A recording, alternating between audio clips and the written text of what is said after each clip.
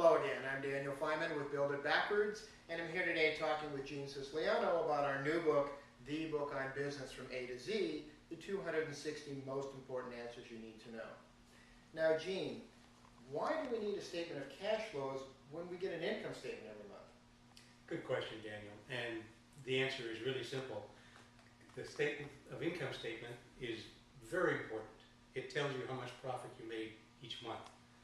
But unless you're a corner store that buys all of your product in the beginning of the month and sells it before the month is over, all for cash, it doesn't tell you anything about cash flow. And what's most important for a company is to know what happened to the cash.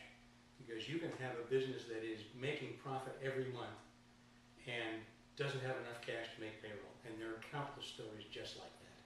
So the reason you need to have a cash flow statement as well is so that you can get a good sense of what's happening to all those sales that are not being collected because you sold to your customers on credit.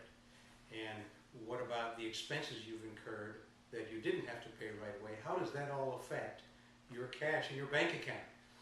Short answer, the cash flow statement tells you why there's a difference between your profit at the end of the month and the amount of money that your bank account changed during that same month. Because your profit number, whatever it is on the bottom of your income statement, is never going to be the amount of money that your bank account changed by at the end of the month. There are countless things that make up the difference. We talked about a couple. Customers that you sell to on credit.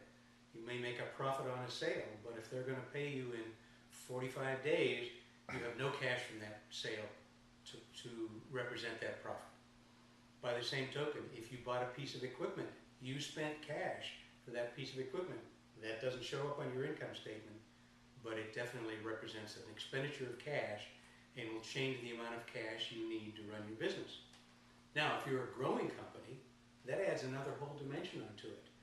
You buy a product, you sell it to a customer, you make a profit, and next month you have two customers want that same product. So you have to buy two more so you can stay in business and continue to sell. But if that first customer hasn't paid you for their product that they bought, where do you get the cash to buy more inventory than you started with to continue to grow your business? So for these and countless other reasons, you really need to know not only how much cash your business generated each month, but where did it come from and where did it go to?